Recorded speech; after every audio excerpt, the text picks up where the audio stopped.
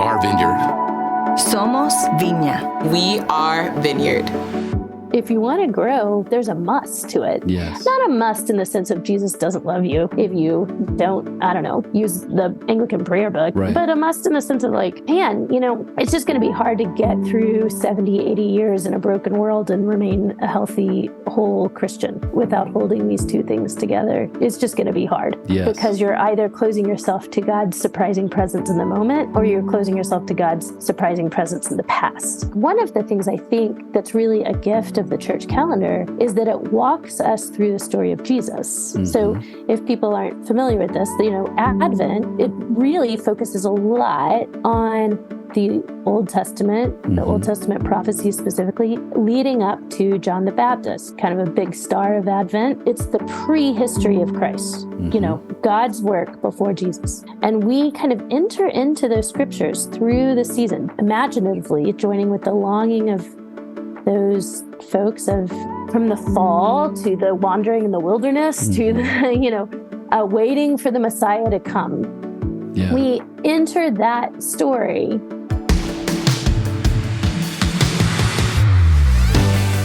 Welcome to the We Are Vineyard podcast, conversations to help us grow with Jesus and each other. In today's episode, our host Jay Pathak talks with return guest Tish Harrison Warren. Tish is a priest in the Anglican Church in North America and the author of the newly released book, Advent, The Season of Hope. Let's listen in.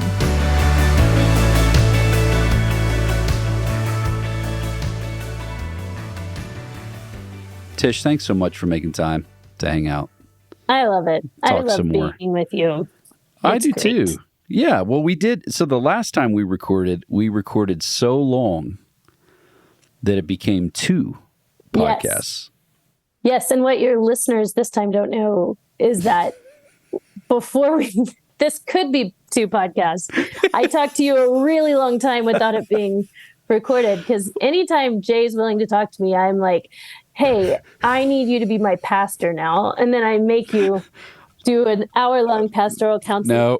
No, not true. It's entirely mutual. I am very encouraged every time we get to talk because you take your life with Jesus very seriously. And that means you're working out real stuff in your real life all the time, which is very encouraging to me that people who are as gifted as you are still trying to actually have their life work. Because too often people don't. They're just like, oh, yeah, whatever. I'll just do this thing and go do whatever I want after that. Yeah, yep. Well, it seems like a Christian pastor, Christian writer's chief work of art is to actually try to follow Jesus. But it's honestly harder than writing books. Totally. to do that, No, so. it certainly is. Yeah. And you agreed to hang out and talk a bit more because of some really fun writing that I've gotten to bump into that's around Advent. It's a part of a series. I think the one that I saw for Lent is Esau Macaulay writing. Yeah. Esau, it's my book is on Advent, but it's a part of a series by IVP called the Fullness of Time series. Yes. And it's 6 of us. Esau Macaulay is the general editor of the series, but There he it also is. wrote the book on Lent. That's right. And then Wes Hill is doing Easter. Wow. Emilio Alvarez is doing Pentecost and Ordinary Time. Then I'm doing Advent. Emily McGowan, who's at Wheaton, is doing Christmas. And then Fleming Rutledge is doing Epiphany. So you put them all together. They'll be sold separate, and then you put them all together. And theoretically, you can kind of read your way through each church season.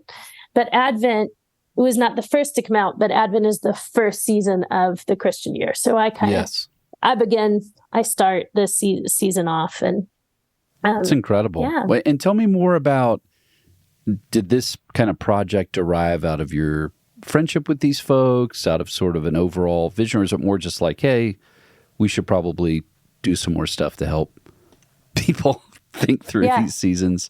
How did you end up in this? Start with friendship, as many things and the best things in my life start. But Esau Macaulay and I are good friends and talk a lot. And Esau had this idea of why don't we get a group of folks and do something on each part of the Christian year. And so he started with that idea and actually asked me to be a co-editor to the series. So it started with he and I sort of coming up with, our first list of people was literally just like our buddies. That's good. Yeah, like, great. My husband was one of them, like with random people we know. And then we were like, okay, maybe we should get people that people have heard of and but are also our friends. So we did sort of end up asking people. I mean, Fleming Rutledge is too much of a sort of a legend to be called like my buddy, but I know Fleming and, really deeply respect her. And so we kind of, it was, we ended up with our friends who are also writers who have, published or are professors, often both, but we wanted folks that had actually practiced this kind of keeping of the liturgical calendar for many, many years. So we wanted it to be people who were in this, there is kind of like a evangelicals, low church evangelicals who've never kept the calendar are sort of discovering it and very excited about it. And that's great. But we didn't want it to be like, hey, I've done Advent twice. And I mean, we really wanted it to be like, sort of like, this is kind of become a big part of my life and practice for a long time. And so we ended up sort of gravitating to kind of Anglican liturgical types. And then I had a baby and was like overwhelmed and said like, I can't be the editor of this series with you, Esau. And so he ended up doing it by himself, the editing part. And then I just wrote on Advent. I just was one of the authors. So he called me and said, okay, you can pick Lent or Advent. And I picked Advent. There you go. Well, I see it. Now we're seeing how the sausage is made. This is behind the scenes. This is good. So, okay, when you said low church evangelicals are discovering the church calendar, what does that mean? Well, what you're honestly describing is us. You're describing probably most Vineyard people are like, yeah, I know there's been this stuff people do. I knew I was describing you.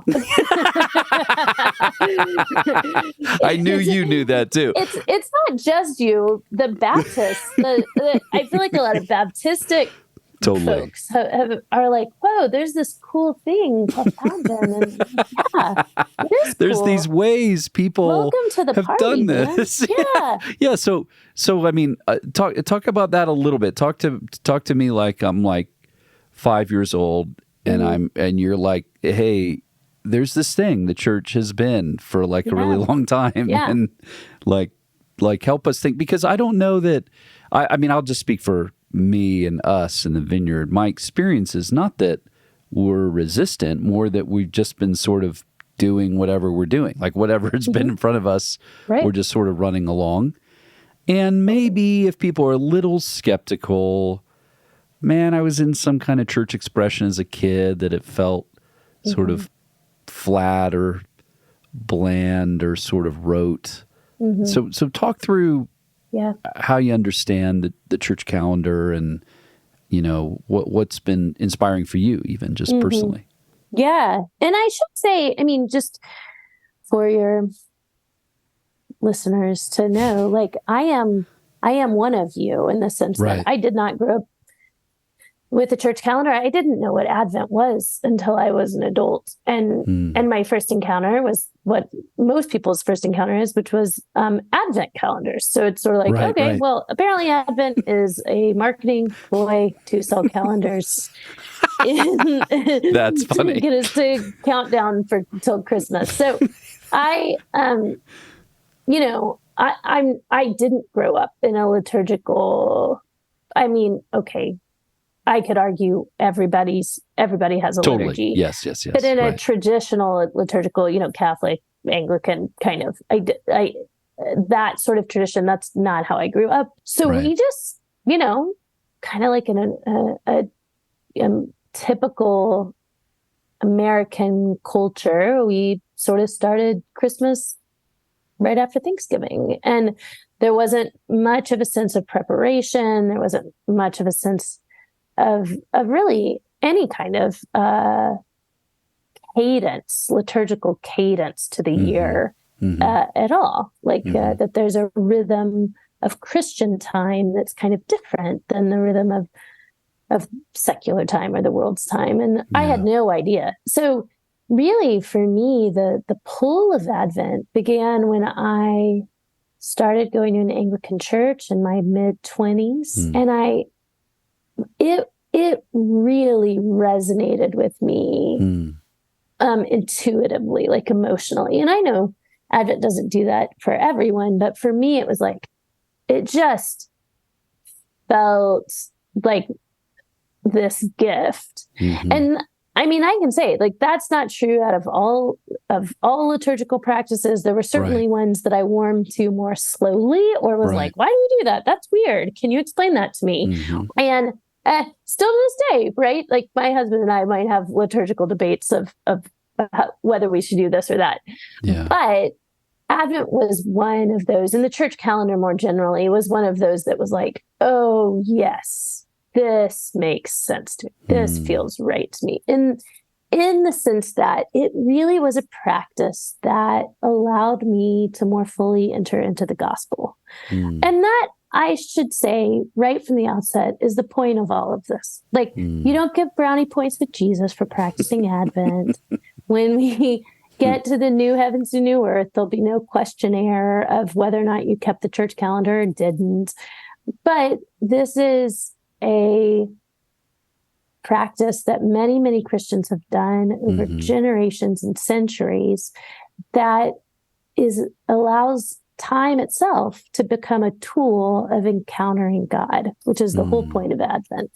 But one of the reasons it really resonated with me emotionally is that it always, and I don't think I knew how to quite articulate this, but it always felt a little cheap to me to enter into Christmas and say, rah, rah, King has come. This is joyful. Time to be excited. It felt like compulsory celebration without pausing to say, let us acknowledge those places of violence that we need the Prince of Peace to enter into. Let us acknowledge the brokenness that we do experience in the world. Let us acknowledge, O come, Emmanuel, and ransom captive Israel. Like, how do we actually need ransom? And it felt like making space for that, just emotionally and liturgically, felt really honest to me and comforting to me. Because I think, and this, absolutely might be that I'm kind of a melancholic person. Like, I mean, I just feel like if there's like a swing towards like over, toxic positivity, I think that's the term that the internet uses now, but toxic positivity, like, or melancholy, like, I would definitely be on that side. Right. But that's not uncommon. I mean, holiday blues is an actual thing that psychologists talk about. People get down on the holidays. There's higher rates of depression and suicide during the holidays. And I wonder if it's because we feel that we're being asked to acknowledge joy without having the space to first acknowledge pain. And I want to be really clear. I think the joy is more real. I think the resurrection is more true. I think the hope of Jesus's return is the ultimate defining reality of our lives, not the pain and the brokenness. So I really, really think you cannot practice Advent without really, as a discipline, even embracing celebration at Christmas and not just one day. I worry about low church liturgical types discovering Advent, which is this kind of season of repentance, of mourning, of reflection, and then just doing your one day of Christmas, and you'll feel ripped off, right? You'll be like, well, so Christmas has to be sort of equally joyful and celebratory, and pour the champagne, or maybe you don't have to pour champagne, but eat the chocolate cake, right? Or for 12 days of Christmas, and then, Epiphany, that is a feast day also. So you get 13 days of real celebration. But I think that there's something that's more true about experiencing that celebration when you first took a moment to prepare for it, prepare in your hearts, prepare as a community.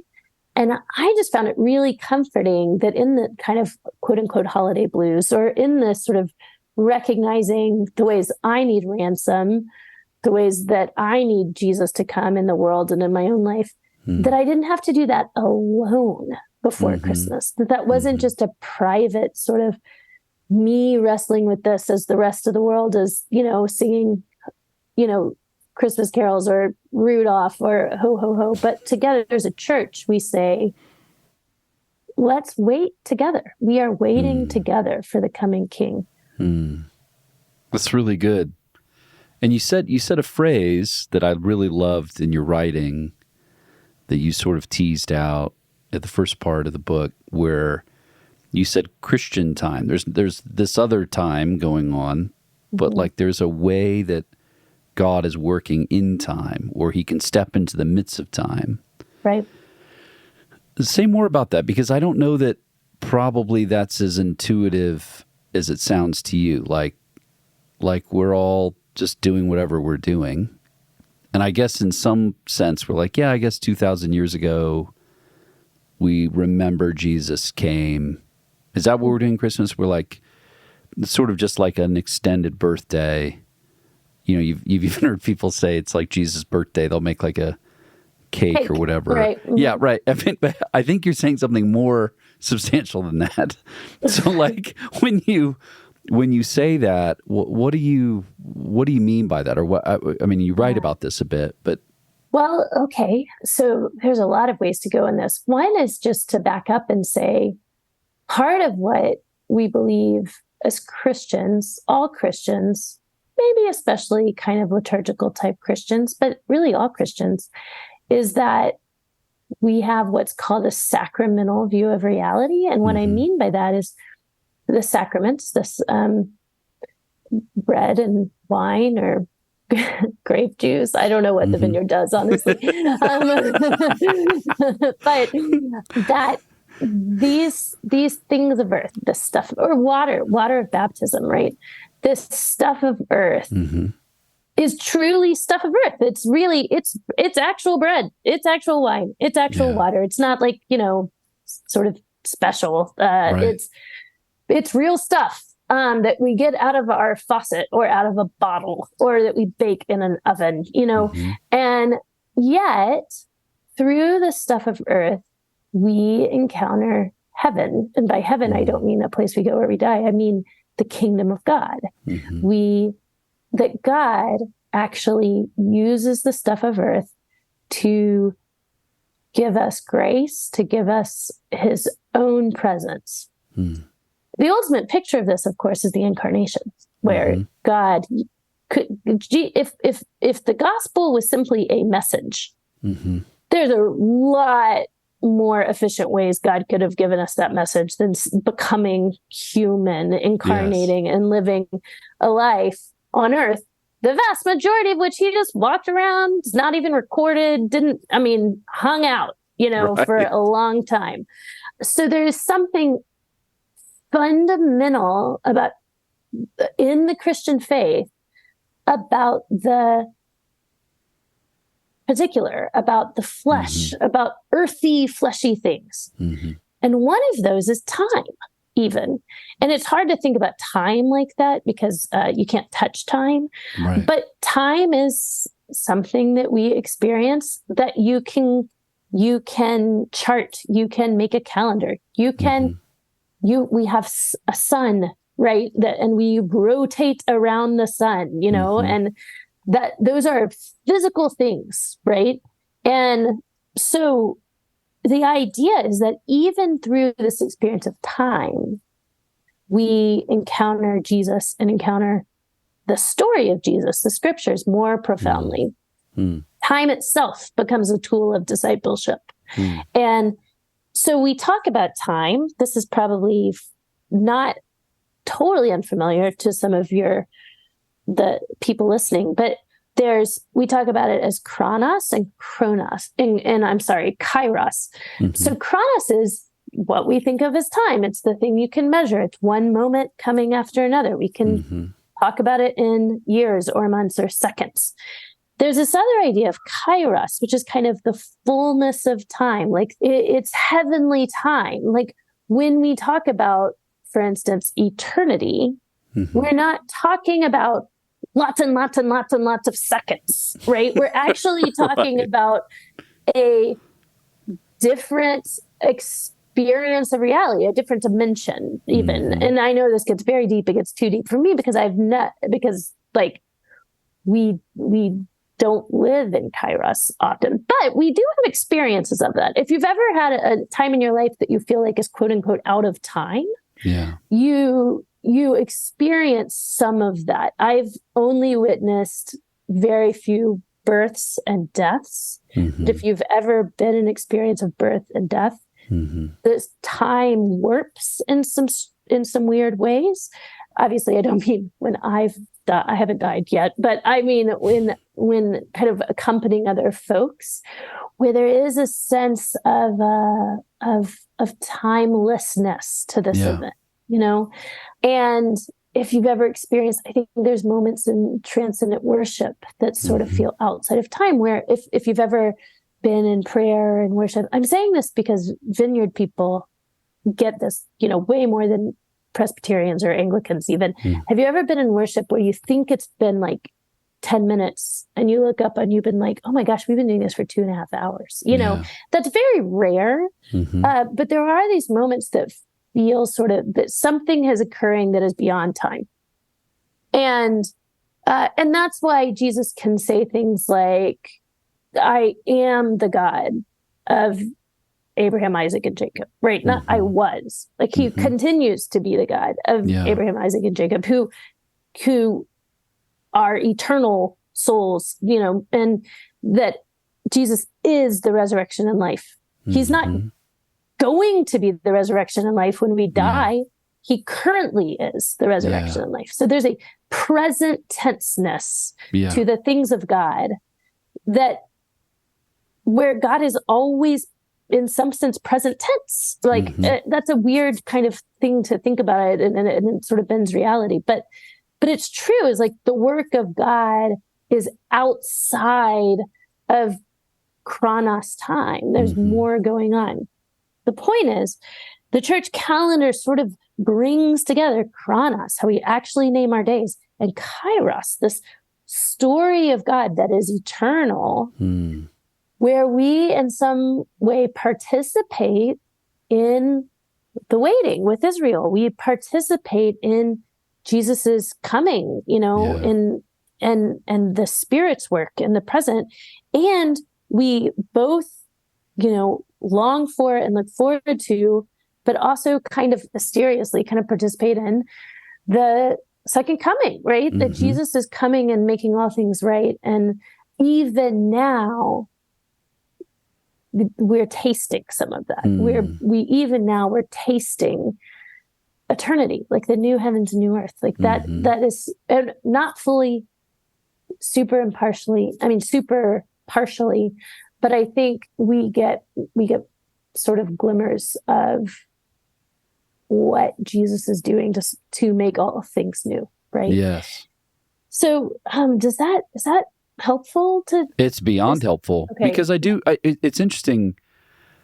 I've even had conversations like this with people who don't have faith, because the thing you're describing, they can't intuit. Like there's moments they step into that are like, this is how it's supposed to be. Yes, that's right. Like a weird, I think most people have had a moment where you're sitting around a table somewhere having a meal with people you love, And you have this feeling like, this is it. This is how it's supposed to be. Like you're laughing at a story, or you're even remembering a thing. Totally. Or at a wedding. And there's just this like deep sense of like connect. It's like we are sharing a thing together. I don't know why. Like we all know these people from different doors, but we're watching something together. We are experiencing something together. And that's why people dance at weddings in a way they don't dance other places. I mean, they laugh, they clap, they cry. So people that don't have a life with God know what you're describing. Right. And they're confused by it. It's a little disorienting. But when people have a life with Jesus, there is that weird, I mean, we just did baptisms last week at one of the churches here in Denver, and you watch people effectively reaffirm their baptism when they're watching baptisms, number one. Yeah, that's right. So they're remembering something that happened to them, a moment they made a decision. Sort of like weddings. Like you can't be at a wedding and not think about your own wedding if you're married. You just can't. That's right. You just do it.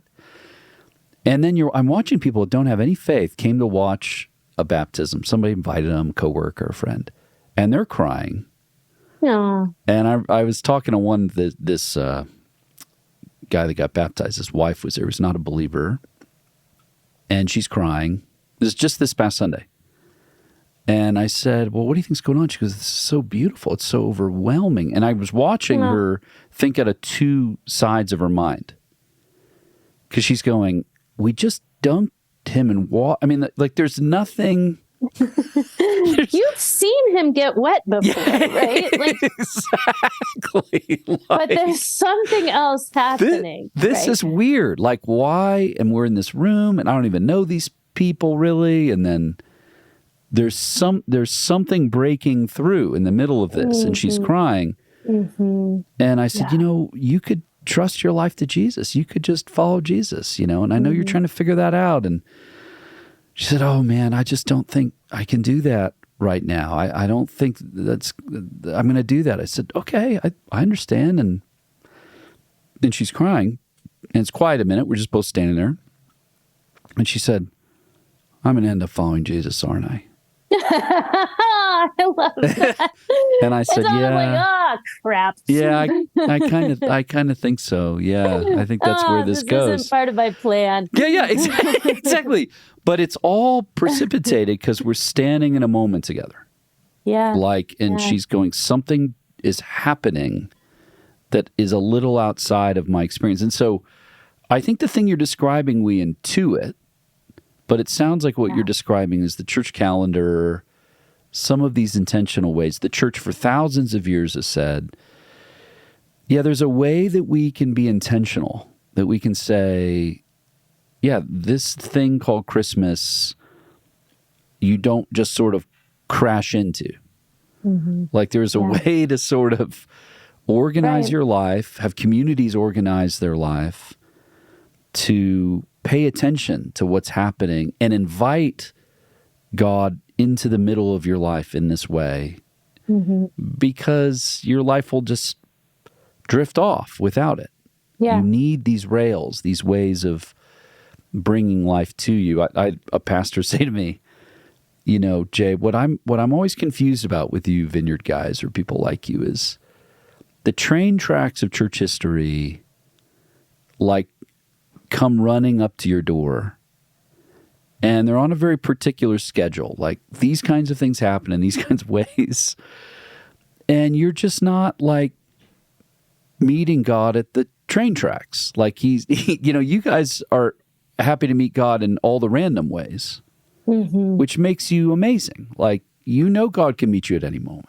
You know that He can show up, but there's also thousands of years of history where the train comes at certain times and brings certain ways of experiencing life with God. That's right. Right. You could meet Him at the train station, and you could just meet with the people of God intentionally as they have for thousands of years. You can do both. You don't have to do one or the other. In fact, please do both. Like what I mean is like, Exactly. like the notion that you have to choose, that the Spirit either works, the idea the Spirit only works in spontaneity and in innovation. I mean, Stanley Hauerwas said this, the problem with evangelicalism is that it exhausts itself because it thinks you have to reinvent the wheel. And a lot of folks who end up coming to my church from lower church traditions come when they've suffered deeply and they're just too tired to have to like invent their own spiritual practices. They need to be told, hey, like, why don't you receive from thousands of years of brothers and sisters who've gone before you, right? Totally. It's like, but then on the other hand, I certainly know, and this is not the Vineyard's problem, but yeah, people absolutely can make an idol of liturgy, an idol of history or whatever. Yeah. And this is the only way. And it just feels like to embrace all the gifts God has given us, to be holistic as people, you have to embrace both. So, I mean, that's, if I could add, like, please try this, but also please know that there's value in your own tradition as well. Totally. Like they can hold those together. It's almost like, and we do this intuitively, right? Like it would be like if I said, I want to be a chef, but I don't want to use any recipe. I got to figure it all out on my own. I'm going to start from scratch and discover yeast for the first time. And then like try, like, of course that's not the case. Like you're not the first person to make bread. Like you receive this from someone else. But then to say like, you can't, because bread is made this way, you can't ever just decide, I'm going to throw in some pecans and see what happens, right? Like, of course you can, right? Like that is, so there's an arrogance in thinking that all you need for the Christian life, you can derive from your own lifetime and experience. It's just ridiculous. Yes. But, the openness to the Spirit and to receiving the innovation or creativity or new kind of calling of God that might be in your life is a real gift of the Vineyard and traditions like it, that I think that we need. So it's not just that you can do these things. It's sort of like, if you want to grow, and there's a must to it. Yes. Not a must in the sense of Jesus doesn't love you if you don't, I don't know, use the Anglican prayer book, but a must in the sense of like, man, it's just going to be hard to get through 70, 80 years in a broken world and remain a healthy, whole Christian without holding these two things together. It's just going to be hard because you're either closing yourself to God's surprising presence in the moment, or you're closing yourself to God's surprising presence in the past. Yes. And I'll also just say, I think it would be good for your readers to hear, like, one of the things I think that's really a gift of the church calendar is that it walks us through the story of Jesus. So if people aren't familiar with this, Advent, it really focuses a lot on the Old Testament, the Old Testament prophecies specifically, leading up to John the Baptist, kind of a big star of Advent. So it's the prehistory of Christ, God's work before Jesus.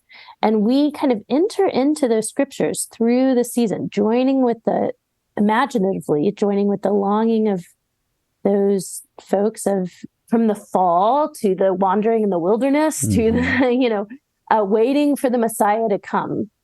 We enter that story, and then Christmas is the incarnation. And then that is followed by Epiphany, which is sort of all the stories of kind of God's slow revelation of who Jesus is. Epiphany is this time where Jesus is revealed to the nations. So it's all of these stories of miracles and, from the wise men to this voice, this story of this voice happening in Jesus's baptism. This is my beloved son. All of this sort of like, whoa, this isn't just Joseph's son, right? Like something's going on here. That's the sort of message of Jesus is being spread to all the nations. The first time we see this is in the wise men, right? Because they are from outside of the land and people of Israel. But they discover this king, the gospel's going to the Gentiles for the first time in that story. The gospel of Jesus specifically is going to the Gentiles for the first time. So, and then we have Lent, which is like the suffering of Christ, the temptation of Jesus in the wilderness, but also, suffering of Jesus, rejection of Jesus, our own human sin. This culminates, of course, in Holy Week, where in the Anglican churches, even we read the story of the triumphant procession into Jerusalem, and then the way that turns and becomes, and literally in many Anglican congregations, you sort of act this out together. And the people yell with Barabbas. I mean, the story of it's Barabbas, right, who is released. And we actually yell, "Crucify him! Wow. Crucify him!" Like people actually yelling that. And so you're sort of recalling the story of our own sin and the death of Jesus, and which is Good Friday, and then of course Easter is a full 50 days of celebration, the resurrection, and then Pentecost, the coming of the Holy Spirit, the birth of the church, and it goes through ordinary time to Christ the King Sunday, which is the last Sunday before Advent, which is Jesus on the throne, right, the Pantocrator, and then Advent again, which starts in the Old Testament, but also is primarily historically about the return of Jesus. So we end kind of with, because a lot of the prophecies are not just for the incarnation, but for the new heavens and new earth, for when wilderness bloom and deserts rejoice, right? That's this idea of the lion and the lamb laying down together, right? And so we focus on that in Advent. So it is like the season of the second coming. The point is, if you didn't pick up, I just walked through the church calendar. I went through the entire story of Scripture. Yeah. So if you just start in Christmas, you're actually ignoring all of God's work in the Old Testament. And then maybe you're getting to the life of Jesus, to the resurrection, and then stopping there. But you're ignoring the second coming, which is such a huge part of our faith. And and for all of us, like, you don't have to be running around super into, those apocalyptic movies from the 70s, or like what's the series with LaHaye or whatever? Late Great Planet Earth. That's one. That's what the 70s called? thing. Yeah, it is. I can't remember the more recent one. Kirk Cameron and everybody. Yes, that. Right. So I'm super not into that. Super not. At all.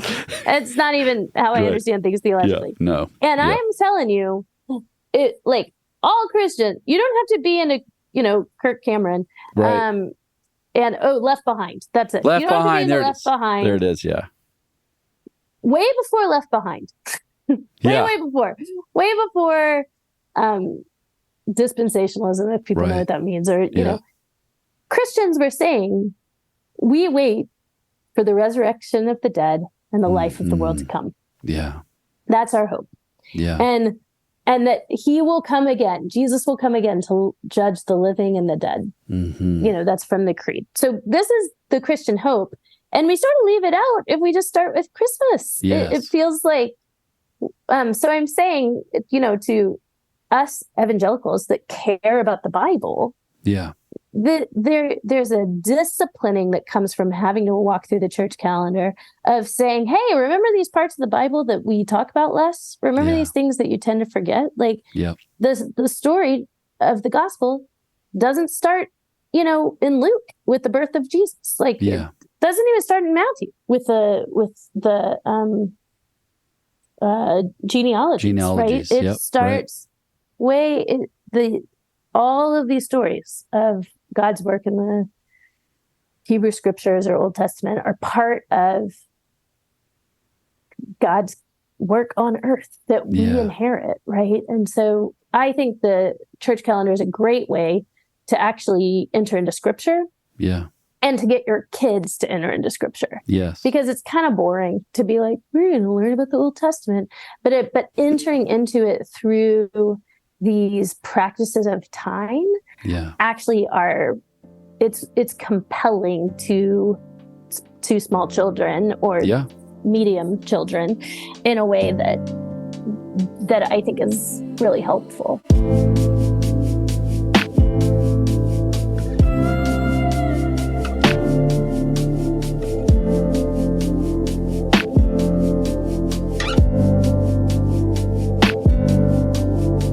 Registration is now open for our 2024 Better Together Conference. Better Together is a Vineyard USA conference that seeks to thoughtfully discuss race, gender, reconciliation, and the multi-ethnic church while moving us intentionally towards being beloved community. This conference is for everyone. Even if you aren't a part of one of our formal associations, we would love to have you join as we grow together. Better Together will feature insightful plenary talks from dynamic national leaders, as well as multicultural worship led by a diverse group of worship leaders and musicians. Attendees will have an opportunity to attend workshops designed to equip and empower leaders to creatively champion kingdom diversity in their churches and communities. And each association will have a few specifically targeted workshops that are only for folks who are part of that association. It is only as we learn to better relate as sisters and brothers in Christ, dependent on the Holy Spirit, that we can be shaped into beloved community. If this excites you, we need you here at this conference. We are indeed better together. Check out the details on the Vineyard USA webpage or at bettertogether.vineyardusa.org. See you there.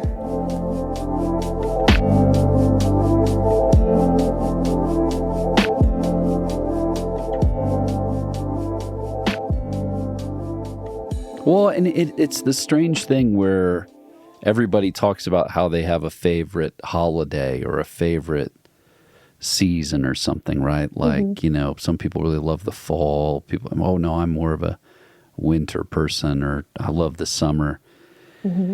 And the same thing can happen in the things we're describing. Like, yeah, man, I love Christmas. I mean, Easter's fine, you know, whatever. Or, man, I'm all about Easter. Easter's so great. And Christmas is okay. Or, man, Pentecost, you know, our world. You know, the outpouring of the Spirit. That's when things really got good. Exactly. And it can get easy to sort of parse up, you know, and I agree with you. I think more people than not are like, gosh, this whole Old Testament is pretty tough for me to slog my way through or make sense of. Where when you work within the story in the way you're describing, the pieces come together and it becomes your story, and it becomes a communal story. And I really appreciate the thing you're describing, you know, and you write well about this. If I haven't said it clearly, everybody listening should just buy this book because I love it. I really, really, really like it. So you should buy it and read it. But we said it implicitly, but it's probably important to say it explicitly, which is you're looking back at something historical, the arrival of Jesus. You're noticing in the present. You're inviting in the presence of Jesus into your life very intentionally now, and we're looking forward to a day that all things are made new again.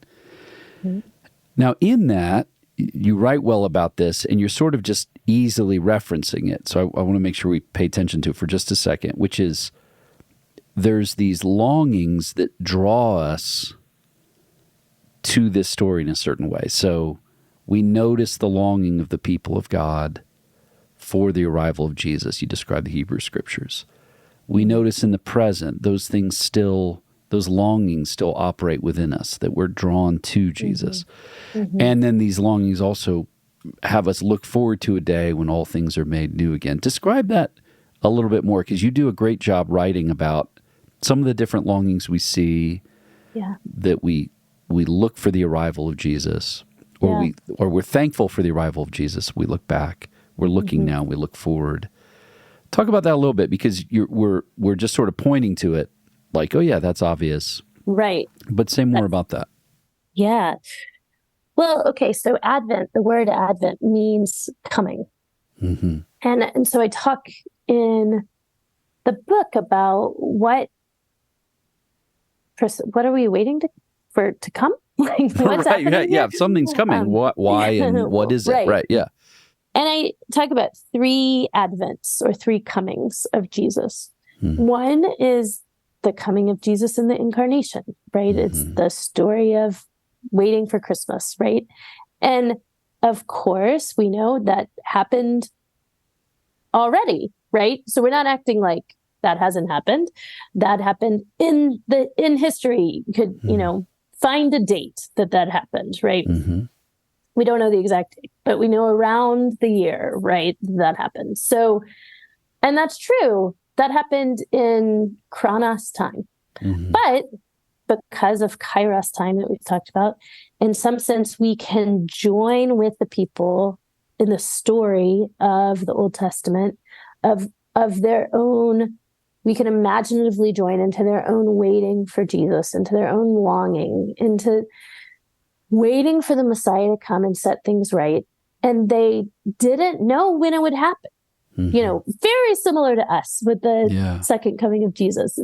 It's easy to think like, now that we know the end of the story, it's all gonna work out, right? Moses, it's all gonna work out. So David, I was reading the Psalms this morning and I was like, this guy's just a mess, right? And you just want to be like, you have a descendant coming that will sit on the throne forever and ever, right? But they were in the same position we are, in that you can't skip to the end of the book, right? You can't skip to the end of your own life or your own story or the history itself. We get a glimpse far more than they did because Jesus has come. Yeah. But that sort of need of rescue, we enter into that again with them. So that waiting for the incarnation, and I talked a little about what this means for me kind of emotionally to prepare for Christmas. Mm-hmm. So there's some of that. Then we wait for Christ in the present. Mm-hmm. And we say, Pentecost gets its own season where we focus on the Holy Spirit, but Advent kind of holds together all of the season. In my opinion, it's the best season. It's why I chose it. But in the sense that we do acknowledge the work of the Spirit in Advent, and that you're waiting for Christ to come in the incarnation. But we're also waiting for Christ to come in the present, in our own lives. And there's something really lovely that just kind of happened by accident or the providence of God, which is that Advent falls at the end of the calendar year, the Gregorian calendar, secular calendar, whatever. Yeah, right. But it's the very beginning of the Christian calendar. It's our Christian New Year's, in a sense. Advent 1 is like New Year's Day for the calendar. So that way that it's the end and also the beginning, it gives us this really important space to reflect on the year behind. Where have we seen Jesus come this year? But also, where do we need Jesus to come? And years like this, like we're having right now, I really look forward to Advent because I think we can't, with a straight face, say peace on earth, goodwill towards men, when children are dying in Palestine every day, where there's war happening and obviously lots of children were killed in Israel as well. And so there's war happening. There's lack of peace. There's lack of peace in Ukraine. There's lack of peace, I read recently, still in southern Sudan. There's lack of peace. And that has to be acknowledged, that we are waiting for Jesus to come in those situations. Like, we need Jesus, not just in the past, not just in the future, but right now in our lives. That's a global scale. But I think if we look at our lives, there are relationships and brokenness that we need Jesus to come in. There's addiction or fears or compulsions in our own life where we need Jesus to come. It's acknowledging that already, not yet, that Christ has come. He came as a baby. He will come again, but we're not yet there. Things are not right. And so it's giving space for that together as a community. Of course, we could all say that, but there needs to be some observance of that as a community, and that Advent provides space for that. And then the last coming is the coming of Christ in the last days, or in the second coming, the final coming of Christ. And historically, that's really, really what Advent focuses on, which is always interesting and uncomfortable because you're walking around the mall and there's Santas, and then you go to church on Sunday and you're reading about, the wrath of God falling on the wicked and rescuing the righteous. And you're like, oh, this is a different note. So yeah, totally. And it really, the season historically is really focused on the coming of Jesus, and almost sort of like, will this be the year of the coming of Jesus? Prepare yourself for the coming King in the incarnation, but also Jesus is coming back not as a baby, right? But as a reigning ruler of all the earth. And so preparing ourselves for that now is a huge part of what Advent is, and especially historically, it's really in Anglicanism and Catholicism as well, you have a lectionary, which is kind of you're given the text to preach from. We preachers in that tradition don't come up with our own what do I want to talk about this week, right? Thank God. That's part of why I'm an Anglican, is because I just I would pick my 12 favorite scriptures and do them over and over and over. But yeah, so we're kind of given, and it's, from the Old Testament, the New Testament, the Gospels, and the Psalms. So we got it all covered. You do each of those every week. And that's not to say, sometimes Anglican priests will do sermon series, especially during ordinary time. So we'll just do 5 weeks on giving or sex or whatever. But typically we're given, and especially during Advent, and Christmas and kind of liturgical seasons, you just receive these texts. And the text that we're given of Scripture actually doesn't turn to the story of the incarnation, the story of Christmas, till right at the end. The last part of Advent sort of turns, and we start to focus more on Mary and the coming of Jesus. But the beginning is all about the coming of Jesus making all things new. The new heavens and new earth is what the beginning of Advent is about. So that's the coming, just to recap, the coming of Jesus in the incarnation, the coming of Jesus in the present tense of our lives, our actual lives, our ordinary days. And then the coming of Jesus at the end of all time, at the end of days. And those are sort of the three advents of Advent that we're holding all together. And so it is this kind of weird play of past and present and future, and holding all of those together in this season. And noticing, what I really appreciate about your book is saying the same kind of longings they had then, we have now. That's right. And the same ones we have now, though Jesus does meet us, not all things are not made new.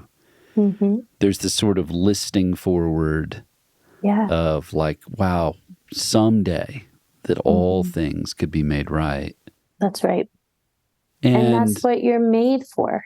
Yes. That's what you're made for. And I think, I didn't mean to interrupt you. No. I like your thought. No, yeah. I think there can be, depending on what kind of subculture in the Christian faith you're part of, which we're all parts of different subcultures that are warped in different ways, and we all need each other in that. But I think there's a way of presenting Christianity, I think I might have even grown up kind of around this, that it is supposed to sort of tamp down desire or tamp down longings, that hey, it's okay, Jesus come, everything's cool. There's a happy clappy version of this, but also sort of don't get your, this is as good as it gets, kind of right. you got it all here. And that sort of denies grief, I think, at times. And in other words, is lessening our desire, or lessening our longing.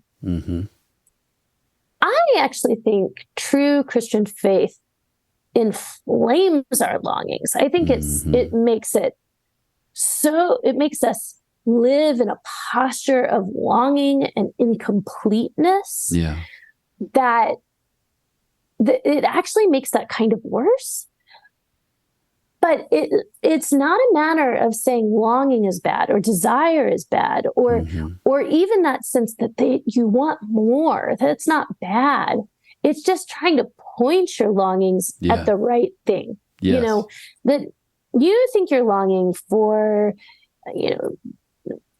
2.4 kids and a nice home and a good, whatever it is you're longing for. When you're single, you're longing for that relationship that's going to come and make everything whole. Once you're in that relationship, it's wishing that relationship was better, right? It's longing for children, or it's longing for a promotion, or it's longing for things not to be so hard with your kids or your parents, or you're longing for friendship, you're longing for community, you're longing for more of those times that you were talking about where everybody is sitting around laughing at a wedding, and those come so rare, and you're just longing for that.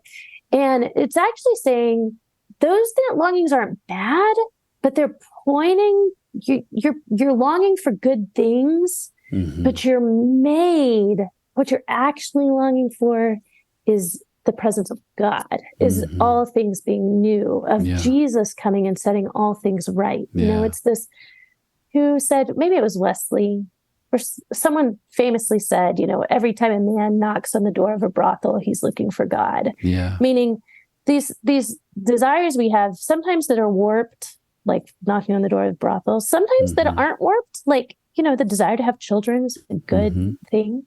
Yeah. But that ultimately those desires aren't going to fulfill us.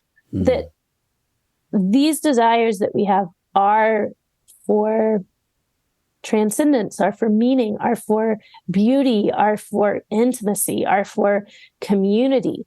That's all put in us because we're made for that. Yeah. And so Christianity actually is going to inflame that, make that more. You're going to long for that more. And then how do you endure that kind of longing? Like, how do you do it? Because that is in some ways a painful place to be incomplete. Yeah. Well, you do it by gathering every week with your church and saying, Christ has come. Yeah. Christ has died. Christ is resurrected. Christ will come again, right? Yeah. That he has come. He is coming into our current life, and he will come again. Yes. And so, I think those longings that you're talking about are really important to name and to own. One of the reasons that I am a Christian, as opposed to like an atheist or someone who's not a person of faith, it would be a lot easier in my line of work as a writer, but also as a citizen of Austin, Texas, if I just didn't believe what I believed. Yeah, but totally. I am a person who has deep longings for things to be made right and whole. And I feel like the secular story kind of says, why should you expect, like, for instance, I hate death. I hate that we die. Yeah. But if all we are is kind of a biological accident on this planet, like, why should you hate death? It's just what happens, right? Yeah. Why should I expect more? Why should I, since time began, the strong have preyed on the weak. You see it in nature, right? Nature, red in tooth and claw. Like, what are these longings for if it's actually not really going to get better than this or not get much better than this? And I part of the reason I'm a Christian is it says, like, you feel like things are wrong because they are wrong. Yes, that's right. Not because you're crazy, not because you're delusional, but because you actually were made for things to be whole. Yes. So it feels wrong because it is wrong, and it will be made right, right? Yes. And whereas without that, it feels wrong, but you can't say it is wrong. It just is how it is. The world is how it is. Yes. The world has always been how the world has always been. And this is what it is. So I actually think these longings show something deeply, deeply, deeply metaphysically true that we need to listen to. Yeah, and it's what I appreciate about what you're saying is I don't know that unless we're a part of traditions like this, we naturally attach that to Christmas. That's interesting. Like it even as believers, kind of as low church believers, Christmas is like, oh, that's right. God came for us so that we could be rescued. Mm-hmm. So that's cool. And all these people predicted he would come. So that's cool. And so it can take on almost just sort of a technical, theological set of frames, yep. So the Old Testament prophet said he would come. He came in the way they said he would come. He died in the way they predicted. Mm-hmm. He will come back again. This helps us know that we're assured some kind of way with God and we will be with him forever. What you're describing is way more pastorally useful and just practically useful for our lives. I love the way you just said the fact that it hits the calendar at beginning and end. You said it really clearly, which it's right to take time to say, where have I seen Jesus come in this last year? Mm-hmm. And where do I still need him to enter in? Mm-hmm. That kind of reflective life. I mean, I don't know. I'm a pastor, so I'm around a lot of us, but I don't think most of us are reflective in general, unless we're required to be. Like, oh no, I have to fill out this review paperwork, or oh no, I got sick, and so I'm laying here. Even then, it's like, I don't know, how much Netflix can I just ram into my mind? Totally. Right. And I think that's the case too. I mean, at Christmas, you were saying, I think you said, I don't remember your exact words, but something about that attaching that longing to Christmas is not something we do naturally. And I think it's partly because there are millions of dollars being spent to attach the longing to lesser things, right? Absolutely. Like you long for beauty. Yeah. Could I interest you in this new product line, right? You long for community and intimacy. Yeah. Like, can I interest you in a cruise? I don't know. But it's like, there's this other stuff. I was walking through the mall a few years ago and outside of one of these like Bath and Body Works kind of stores or a body shop, I don't remember, but it was Christmas time and it said, "Oh, come, let us adore you." Oof. There's an industry trying to get your longing to be pinned on smaller things. Wow. But it's not going to satisfy you. I mean, at the same time, I don't want to just blame it on culture. Like, I think it was Dallas Willard. I can't remember. I quote it in the book. He talks about how he says, I think the devil works or uses, or I don't know, the tools of the devil are noise, busyness, and hurry. Noise, busyness, and hurry. No. I'm sorry. Noise, crowds. Jonathan just came in and he's like telling me I'm getting this quote wrong. It's crowds. It's noise, crowds, and hurry. That's what it is. It's noise, crowds, and hurry. He got it wrong too. And I think Christmas, kind of in our culture, is marked by noise, crowds, and hurry, right? It's not marked by slowing down, solitude, and getting to a quiet space where you might reflect, right? Yeah. And so if you struggle with that, it's not because you're somehow deficient. It's because our whole culture is meant to keep you from reflecting, right? Yes. And so there's a battle for Christmas or whatever Christians talk about, whether someone says happy holidays or Christmas or Xmas. Totally. And I just think that's useless. Like we need to stop talking about that. That's not the battle for Christmas. The battle for Christmas is, I don't care if you say Christmas or holidays, if you're full of noise, crowds, and hurry, you're toast. Waiting on the Lord. Yeah. Totally. And so that's the real battle of Christmas, is for our own souls. But I have to be somewhere at 1. So I have to well, let me cut you loose. Yeah. So I want to thank you so much for making time, because I think your book helps us do the things you're describing. I think you accomplished your goal, for what it's worth. And hopefully folks will grab it and our churches will work through it, and hopefully we'll at least take Advent seriously, if nothing else.